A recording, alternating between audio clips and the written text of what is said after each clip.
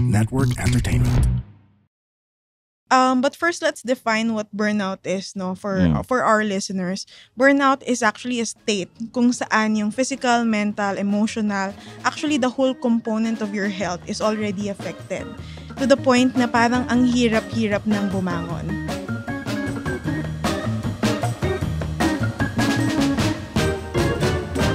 Mga Immortal, welcome to the Underpaid Podcast. I'm your host, Stanley Chi. Ito ang podcast na pro-employee para sa mga Immortal wherein we talk about work-related topics in a light manner na parang nagkukwentuhan lang tayo. Kasama ko ngayon ang aking co-host si Zar De Los Reyes, ang inyong Upwork expert at ang inyong career coach. Kumusta, Zar? CRSP. Okay naman. Oo.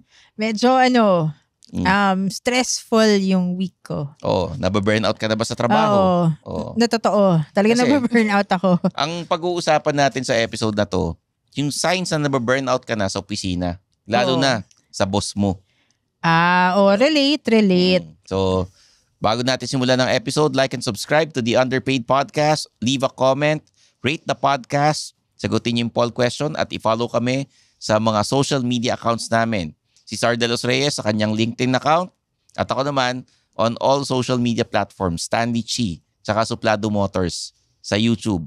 Meron kami collaboration sa 1PH, sa Julius and Tintin, Road Trip with Stanley Chi tuwing Webes ng hapon, 4 p.m. Ayun. Oo, tama. O, ipapakilala ko na ang ating mga guest. Mental health advocate, E-Marie Krista. And from Ideascape Manila, ito business owner, para naman pantay. Oo. Mamaya sabihin, inaaway lang natin yung mga boss, di ba? Siya rin may mga hugot din sa mga empleyado, nababurnout din sa mga empleyado niya. Yes. Si Bam Atienza. Welcome to the show. Welcome. Hello po. Oh, parang nababurnout kayo sa Lucky Energy. Pagod din. Oo. Marami pong inasikaso for clients, ganun. Si E-Marie, mental health advocate, tapos sa National Youth Commission, siya yung mental health coach. Yes, Ganyan. So, ano yung pinaka ginagawa mo? Alright. So, first of all, happy World Mental Health Month po sa lahat ng nakikinig. Our topic is very timely and relevant, because every month we celebrate nga World Mental Health Month. And ang topic natin, ang theme for this month is it's time to prioritize our well-being in the workplace, So, napaka-akma nung topic na pag-uusapan natin. So, what do? I'm a certified mental health coach of the National Youth Commission wherein we do peer-to-peer support for the Filipino youth, So we talk to them, we help them with their mental health concerns, how to manage their emotions, and we also create programs for the youth and by the youth. Okay. Anong kadalasang nasa-stress yung mga youth ngayon? Gen Z. Saan sila nababurnout? Diba? Oo. May mga kaopisina tayong Gen Z o Gen Alpha na medyo di na natin ma-gets yung gusto nila eh. Ano bang age nung yung Gen Z? Ano bang demographic yun? Mga 20s, no? 1995 hanggang 1990 something. I think 1994 onwards, millennials. Okay. 1995 pababa ay Gen Z. Hindi ka naaabot, Stanley. 1994? Pataas, Sige. millennials. Millennial ako. Yeah. Kaka-check ko lang 1994 yun ng isang pataas eh. araw eh. Oh. Yes. Hindi, parang ang millennial yata magsisimula ng 1981 eh. Oo. Oo, ako 1981 ako eh. Ano lang ako, 33 lang ako 1970s diba? ka na eh. 33 years old lang okay, ako. sige, Stanley. So, konti lang ang generational gap natin. Oo. Yeah. Ayun. Ano yung pinagkaka-stressan or saan na ba-burnout yung mga Gen Z natin? Actually, napakadaming reasons, Every time that I go out to talk to the Filipino youth, they have various reasons. Pero number one, according to studies, it's actually family, relationships within the house, Kasi syempre, doon nagsisimula talaga yung stressors. Tama. Actually, here in the Philippines, medyo na-normalize na dapat hindi, ang broken families, extended families, separated ang Yung nanay, ang tatay. sumakabilang bahay. Yung yeah. magulang niya. Oh. Of course, after family, academics. Kadamihan talaga, the pressures of the society, pressure sa sarili natin, Dahil pressure nangyari, yeah. bakit hindi ka nag-first honor? Ganyan, Exactly. sinasabi ng mga Oo. Tiger Mom. Opo. Tsaka, number 3, no, I think ito talaga yung matindi. It's the digital, how we connect online, no? I Yes. think we are a very techie generation already. So parang Yeah. in-unfriend ako ni ganito. Yes, exactly. Or binubully, cyberbullying. Cyberbullying. Naubusan ako ng credit sa Roblox. Ganon. In fact, meron na tayong tinatawag ngayon na gadget-induced ADHD. Oh. Wherein yung mga bata, when you remove the tablet, what will they do? Di ba parang magwawala? Oh, no? nagtatantrums, Nagtatantrums. no? Nila alam gagawin sa hands nila. Bigyan nyo yung ibang tablet, medication, di ba? Ano Sa mga ba, bata, Stanley? ganon. Pero sa atin, hindi natin na-notice if wala din tayong gadgets. Parang hindi din tayo mapakali. Hindi tayo Tama, parang may void. Yes. So, yun yung top 3 talaga reasons na nakaka-burn out, no? Family, academics. Family, grades, and yung sa Yes, digital. social media. Social Ganyan. media. Parang sa mga matatanda, uy, yung kaibigan ko nagpuntang Japan, punta rin tayong Japan. Exactly. Mga ganon. Oo. Huwag ka na kasi tumingin ng ng feed mo pag ganon. Naka-pressure. Pero totoo yun I agree with the family thing kasi nagkaroon kami ng mental health talks dun sa school ng son ko. Tapos a lot of kids would say namatayan ng parent or studies for example or yung sa family nila, yung mga parents nila ayaw sila pag therapy. Yes. So may mga ganon. So I agree with the family part. Kasi yun yung mga most of the questions during the mental health talks would be about the family. Okay. Si Bam naman. Bam, from being an employee, saan ka dati nagtatrabaho? Nako, non-disclosure na lang, pero I've been a business consultant to a lot of different companies, especially SMEs, tapos government agencies. Okay. We And do then, events for them. nasa stress ka, nagtayo ka ng sarili mong business. Yes, actually, Oo. I resigned from a lot of corporate jobs na din from before.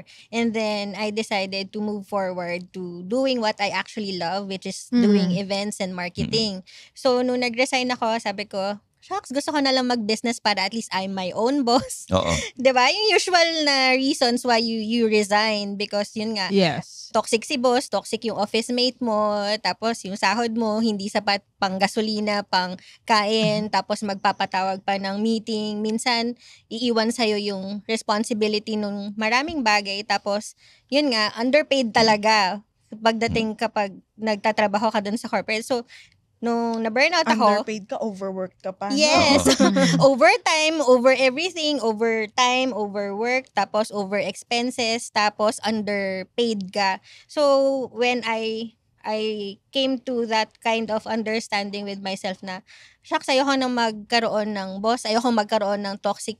Kasi hindi mo sila pwede piliin yung employees, di ba? Yeah. Oo. Yung hindi mo pwedeng piliin yung mga katrabaho mo. Alangan namang sabihin mo sa boss mo, ayoko siyang katrabaho, pwede bang lumipat ako ng department? Ano? It doesn't work that Tapos way. mangyayari yan, paghaharapin pa kayo ng HR. O sabi Oo. mo, may problema ka kay ganitong Hindi, employee. may memo Tapos pa nga ako Madalas Oo. ako na may memo kasi parang very outspoken ako with what I want to happen because I know how to do things well and properly at that. Yeah. So, and most of those people na, kasi itong babaeng to, bibo-bibo, kaya ako namimemo kasi gusto ko matapos agad yung trabaho.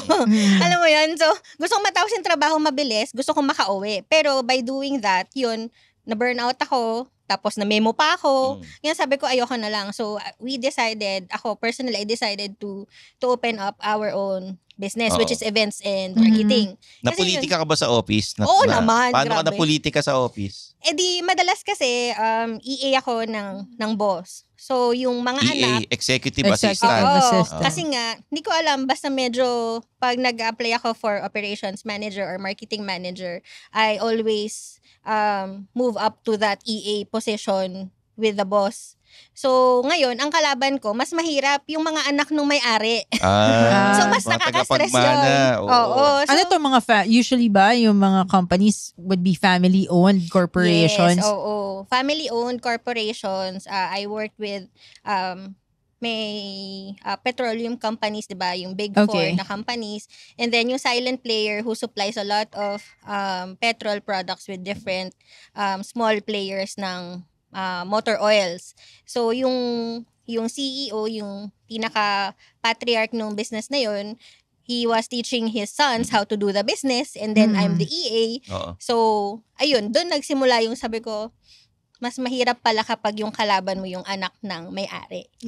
Parang nagkakaroon kayo ng Ng conflict. conflict na sa mga ideas. Yeah. Kasi Yes. old school yung tatay. Tapos ikaw, Oo. sinusunod mo yung may-ari. Itong Opo. si fresh grad, bibo-bibo rin siya. Kasi Yes. siya yung tagapagmana. Opo, Dahil ganun gusto ng mga talaga. bagong systems and processes.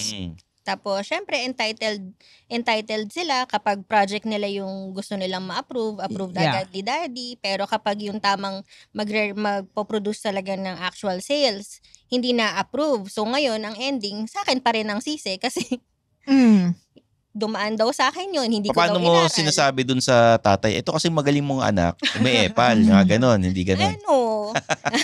Tinry ko isang beses. Oo. Ayun, napagalitan ako nung mommy. Oo. yung asawa naman nung CEO yung nag-sermon sa akin. Ano sabi So, sa'yo? bakit ko daw pinapagalitan yung anak niya? Sabi ko, kasi po, hindi naman yun dapat yung project na ginagawa niya. So, nilagay kasi siya sa different department. Iba yung gusto niyang gawin. So, dahil anak siya nung may-ari, parang feeling niya, kaya niya lang gawin kung anong gusto niya. Kasi andyan naman si mommy tsaka si daddy. So, Yeah. yun ang Oo. disadvantage when you're working for a family-owned business na Opo. maliit, no? Opo. Medyo malaki Medyo po talaga malaki, siya. oo. Kasi silent player. Meron talaga silang oil refinery sa industrial park sa may Bulacan po. Okay. So, yung mga experiences ba na to, it's your inspiration for creating your project? Ano pangalan ng project nila, Stanley? The Burnout Project. Yes, the Burnout Project. Yun, isa po yun sa mga dahilan kung bakit namin siya ginagawa. Bukod po dun sa kami, yun nga ako as a creative naman, kinakabahan ako na ma-burnout dun sa bagay na gusto kong gawin. Oo. Kasi nung ginawa ko naman siyang business ngayon, nakaka-stress din siya and nakaka-burnout din yung nag-e-events ka for a different Oo. client. And nalilimit ka din in terms of creativity. Tapos yun nga, as mentioned, na ang dami nilang gusto mangyari sa event nila, sa mga clients Oo. namin. Parang kumbaga yung budget mo, pang ganito lang kaliit, pero Opo. ano sila, yung mga gusto nila mangyari, sobrang imposible. Yun Okay. nga, bagoong ang budget, pero gusto ang iserve caviar. Oo. As in talagang mapapaisip ka paano mo siya gagawin, pero at the end of the day, tagal pang magbayad. Tapos, Pahihirapan ka pa. oo, parang Oo. kulang na lang ipang mangyak-ngyak pa ako, ganyan na. Sir, baka pwede naman bayaran nyo na kami. So, ganyan. ano moral lesson? Makisama na lang sa boss, gano'n? Yun na nga hindi mo na nga alam talaga kung saan ako lulugar. Pero yun nga, ang isa sa mga pinakamaganda lang po na nangyari nung nag-decide ako to quit my day job and focus on what I love doing. I get to choose what I want to do. Ang downside lang po nun is the consistency of the income, which will ultimately bring you burnout then eventually if you don't know how to manage Okay. your mental health. O, ito na. Ang mga signs kung nababurnout ka na. Signs na nababurnout ka na sa trabaho mo. Si Marie ang magsasabi niyan. Mga ilan? Mga 3 signs. Mga 5, ganun. 5. 3 to 5. Madami. Actually, 5, madami oo. talagang signs, no? But first, let's define what burnout is, no? For our listeners.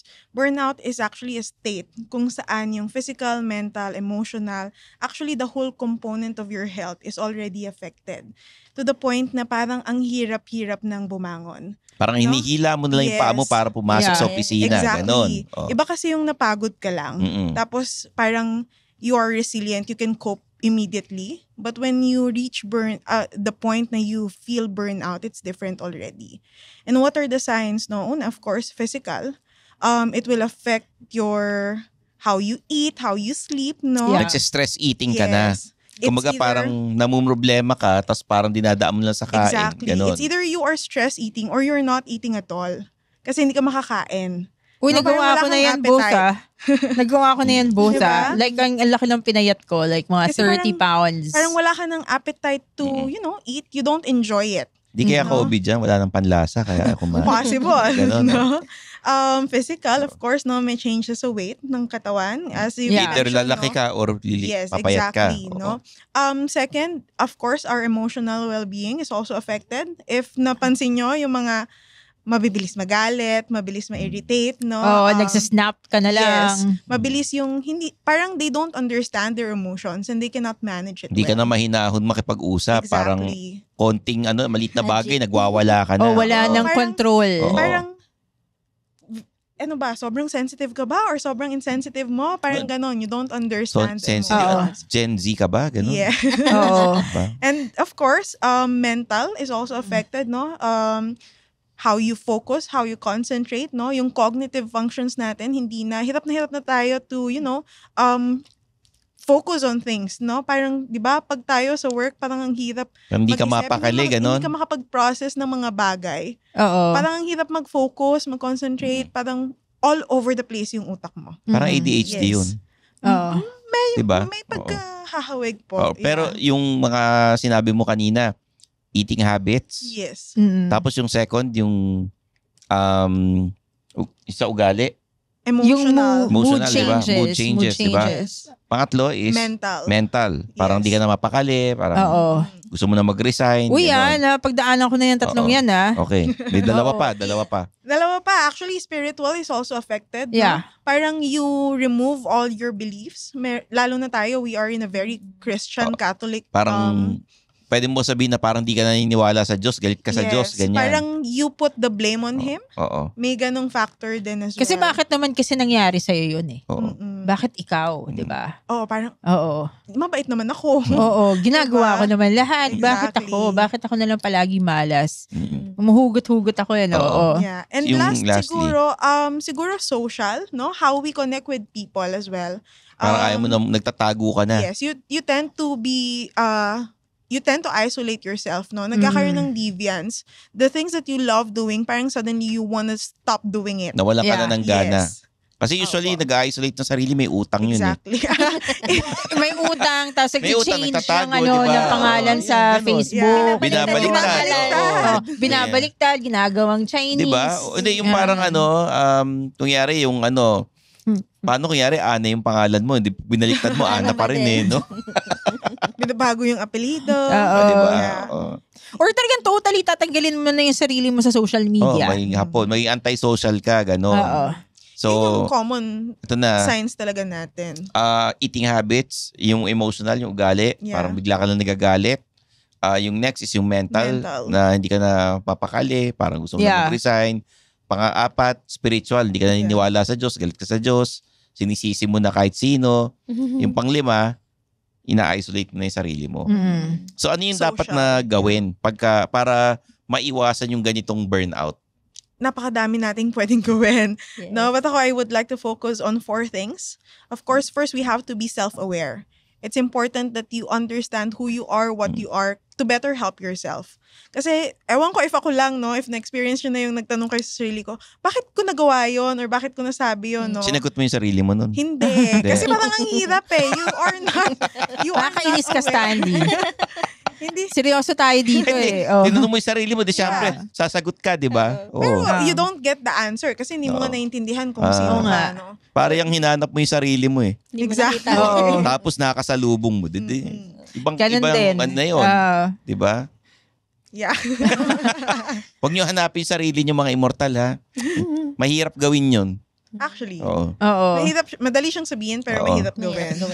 Oo. Pag nakasalubong mo, baka matakot ka. So ano yung isa? Self-awareness. Self-awareness. Yeah. It means you also know how to cope, no, with the Yeah. challenges of life, which is actually a problem nowadays. Madami kasing tao na isip nila na hindi ako okay, magda-drugs ako kasi it will make me high for a period of time, no? Pero those are unhealthy coping habits. So you have to focus, ano ba yung mga nakakatulong sa akin? After self-awareness, self-compassion is very important. Na-notice ko, especially when it comes to Gen Z, parang palaging competition lahat. Na mas maganda ako, mas magaling ako, mas better ako, gano'n. Mas no? aesthetic. Oo. Mas aesthetic ako. Eh paano kunyari yung laban is papangitan, di ba? Ay, naku. Ayaw nila mag-join. Yeah. Cancel. And even sa work, ang mga Yeah. madami ngayon na meron silang full-time work, tas may part-time, tas may side hustle pa, no? So, Parang talagang ako yun, burnout ka. Uy, ako yun ah. O, ganun din ako eh. Diba? Oo. Hindi lang naman isa trabaho ko You eh. have to be self-compassionate because you don't mas mahirap kasi if na-burnout ka, mas sisingiling ka ng katawan mo, mas mahal. And of course, self-care. Self-care is very, very important. Pupunta kayong derma. Yeah. Diba? Paano Self-care kapag yun. walang pang-derma, di Well, in the same way na parang maghilamos ka na lang at Yeah. least. Kasi minsan pag ganun, di ba, if you're burned out or having mental health Yes. issues, minsan yung yung paghihilamos lang or it's pagtutoothbrush lang. helpful. Exactly. Yes. And it's difficult. Yes. It might be difficult kasi ayaw mo ngang Oo. bumangon, di ba? If you're dysfunctional already because of burnout, no, napakahirap na ng mga ganong bagay. That's why you have Oo. to remember that self-care is not expensive. No, it doesn't have to be shopping ng shopping, Yeah, vacation, no. Minsan paghinga lang, Oo. Yes. Pa-check up ka. Pa-check ganyan. Eating healthy. Ganun. Yung mga Exactly. basic or mag-exercise, maglakad. Matulog. Ganun. Matulog. Matulog. Kasi meron mga Alam mo, hindi nakakatulog. Isa sa mga na-notice ko pagka nababurnout yung isang tao sa opisina, reklamo na reklamo. Yeah. Mm-mm. Parang ang daming reklamo sa management, sa ganito, sa kaopisina. Maliit na bagay nakikita nila. Ibig sabihin, parang hindi na siya masaya. Exactly. Diba? Ayaw niya na mag-put in talaga ng effort Oo. pag burned out. Or hindi na Oo. pumapasok. Yung iba, nag-aawol na lang, di ba? Pag nababurnout.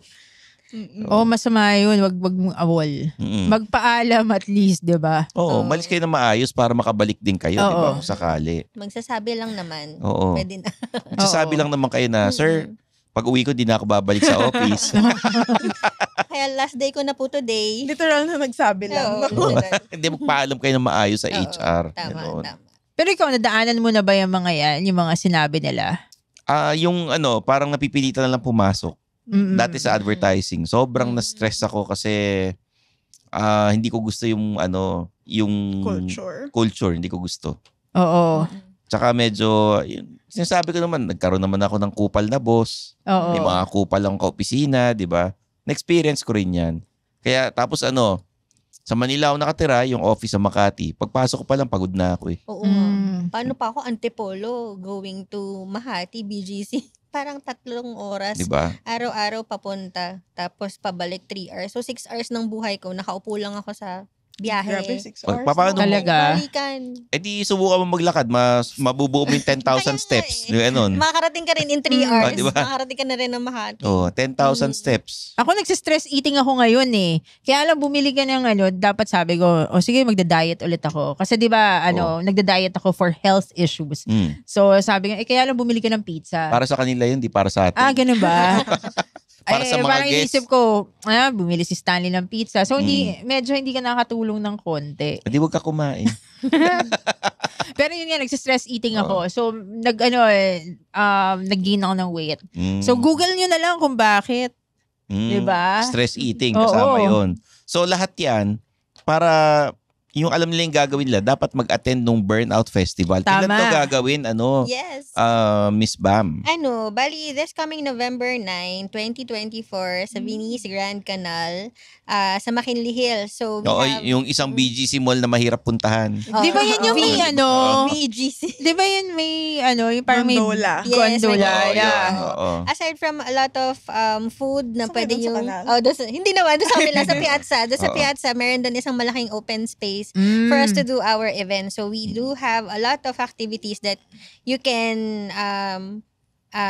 join kasi nga si Burnout Festival, ginawa namin siya. Yun nga, as mentioned by Miss Imari, we need to find that kind of healthy coping mechanisms before you have to do other things, 'di ba? So we have a lot of art activities kasi si Burnout Festival ay arts and music driven kami. Yeah. So, doon talaga kami nakafocus. So, if there is a medical approach to mental health, hindi kami yon. Pero we have National Center for Mental Health na present on the venue wherein you can ask them para at least yung mga tao na kinakabahan to do an actual check-up Mm-mm. para maging less alien yung feeling na ganito lang pala magpa-check, ganito lang pala makipag-usap sa isang psychiatrist para at least they feel less threatened doon sa kailangan nila magpa-check kasi nandun lang kasama natin doon sa party tapos sila din naman nababurnout, normal din naman silang mga Yung mga psychologists ba pwede magbigay ng ng reseta na dapat may PWD card ka. hindi naman. Hindi, psychiatrist Psychiatrist ka nun. Opo, pero yung gagawin po natin doon, it's just a information pod for them to get the pamphlets, the brochures, where they can get actual help if they decide that they are ready to face their mental health issues. So, ang ginagawa lang po ni Burnout Festival is we bring everybody together into one place, parang isang mahigpit na yakap sa ating lahat na pagod. Isang community na mga immortal. So, kung kayo, nababurnout kayo, gusto nyong yung mag-relax lang, mag-enjoy. Kailan uli ito? November 9. November 9, anong araw? Saturday. Saturday sa Venice. Grand Canal. Grand Canal sa BGC, yung mahirap puntahan na mall. Hindi, paano ka magko-commute ka, magpunta doon? Hindi ko po alam talaga. Okay. Pero sa along C5 naman siya, tapos magra-ride ka, yun. Tapos, basta maganda po yung event kasi meron kaming mga workshops talaga na you can actually do the activities on it on the day itself. Ano dun yung We Will Doodle. Oo, yes. magaling yun eh. Oo, sobrang galing nun ng We Will Doodle. We Will Doodle. Anong ginagawa nun? Bata pa lang ako, We Will Doodle na yan eh. Anong ginagawa nung We Will Doodle? Nagdududel sa pader. Oo, nagdududel. Sa pader. Actually, si Burnout Festival, yun nga, as mentioned by Miss Imari, sobrang aligned po talaga kasi you don't have to spend so much money if you want to take care of your mental health. Just a simple pen and paper na, di ba, pag na-stress ka, nakakawala ng ng pagod. Nakakatanggal. So, yung tangles nung head mo, if you can convert that into an artwork, kahit pangit sa paningin ng iba, at least yung mental load mo, na-translate mo na into an artwork for your eyes, or gusto mo, gawin mo siyang business, gawin mo tote bag, or whatever. Actually, yung mga taga We Will Doodle, nagsimula, nagbabandalize ng pader sa eskwela. Talaga? Joke lang. Ayun. Magagaling sila. It's a group of artists na nagdududel talaga sila, and then they get different corporate sponsors. Nagde-design sila ng mga t-shirts. Tapos kasama ng Burnout Festival, may mga banda pang tutugtog. Yes, opo. Marami pong mga bands, pero mga friends namin na mga volunteers din. Wow. Sino mga banda ito? Escala, Lohomoho, sino pa ba? Si Miss Eloisa, yung Busking Queen. Oo. She will be joining us. Kasi actually po, lahat po na magpe-perform ay mental health advocates po talaga. Akala ko lahat na magpe-perform hindi maniningil. Yun na nga po. Ganun na nga po kasi yung event po ay for free. So so we open our doors to a lot of collaborators who are willingly providing their services for free. Kasi we do understand yung, of course, lahat tayo kailangan kumita. No? Kaya ang pinaka talaga namin sa Burnout ay you cannot enforce your advocacy to anybody. And we just open our doors. Whoever who wants to join us will be hugged immediately. Sino mag-hug sa mga pupunta? Ikaw daw. Andun po kayo. Madami po kayong yayakapin doon. Ayoko mag... Arte mo. Hindi, si Miss Imari is one of the speakers. Ano po? No. Pag pumayag po siya. Pero we are in the talks po kay Sir RJ of National Youth Volunteers Coalition. Pinagpapaalam po namin si Miss Imari. So, depende sa usapan. Ganun. Opo. Hindi, hindi pa lang po namin siya nasabihan kasi nga, we are still in the process of collating funds. Ito na pagkakataon niyo para sabihan siya. Speaker ka pala, Imari. Para sa kasi hindi nga kami maiksi lang yung time namin to prepare. So we did not have that kind of luxury of time to promote sa mga sponsors. So we don't have sponsors. So second year na namin ito na self-funded. I-announce na po natin sa mga nanonood. Na baka gusto niyo po mag-donate. Saan sila pwedeng pumunta? Sa Facebook page? Sa Instagram? Sa Facebook po namin ay The Burnout Project. PH. Yun lang naman. So, lahat naman na information nandoon. So, mag-DM kayo, mabilis sila mag-reply. Opo, mabilis naman. Si Aubrey nandyan din. Siya yung taga-reply namin. Yung nagmamanage. Gen Z yung nagmamanage. Ngayon pa lang nagre-reply na ata sa mga nag-i-inquire. Pero in fairness naman sa mga Gen Zs talaga, nung una talaga na alien ako sa kanila pero when we realized why, na nag-aaral pa lang sila, kailangan bugbog na daw yung CVs nila kasi kapag ka-graduate nila, sobrang hirap daw makahanap ng trabaho. Kami ng 5 years of experience. So Yeah. So, kawawa din naman sila. So, kumbaga kung paano na-stress yung parents natin nung bata tayo, parang ganun din sila. Oo. So, love naman din natin yung mga Gen Zs natin. Magkano Kahit na ho hindi ba ang allowance ng Gen Z ngayon sa isang araw? Hindi ko po alam eh. Wala pa akong Ano ba ako, pinaka-allowance. masasagot ko yan. Ikaw, magkano ang allowance ng anak Nung mo? una, Oh. 1,000 a day. Ha? Ano ba? 1,000 a day? Hindi, pag pumupunta siyang DLSU. Yayamanin. Hindi. Oo. Pag ilang beses lang naman siya O, Bri, magkano pumapasok. allowance mo? Oo. Magkano allowance mo nung bago ka mag-graduate? Ateneo pala to, sorry. Arneo. Oo. Arneo. Oo.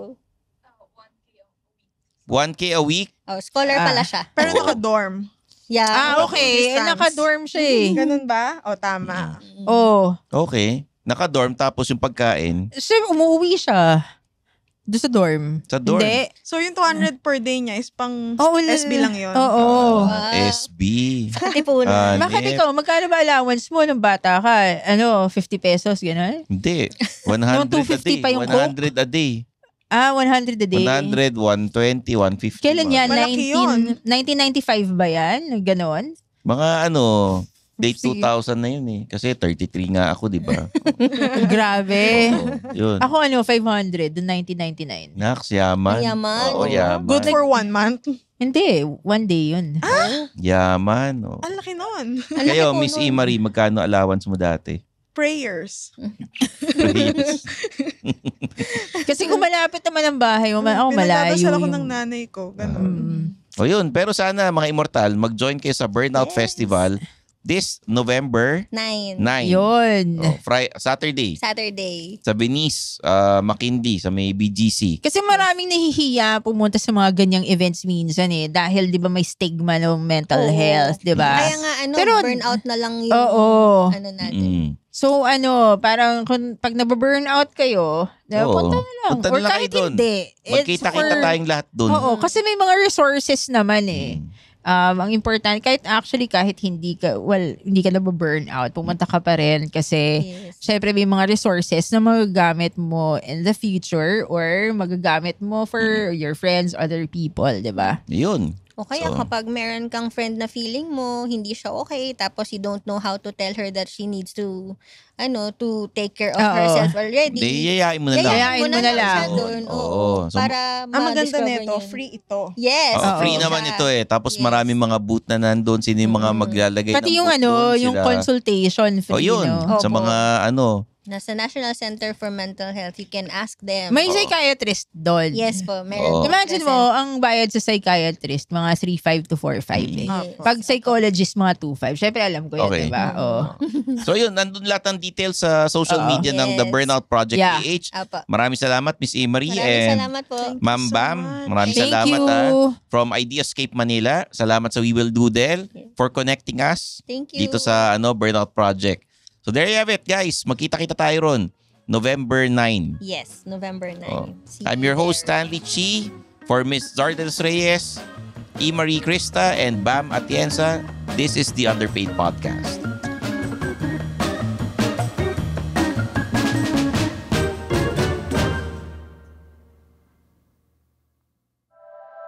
The opinions of podcast creators, hosts, and guests are not necessarily reflective of the official stance of the Pod Network Entertainment, its hosts, or other network programs. The content created by the people behind the podcast is personal and not meant to harm any religion, ethnicity, group, organization, company, or individual.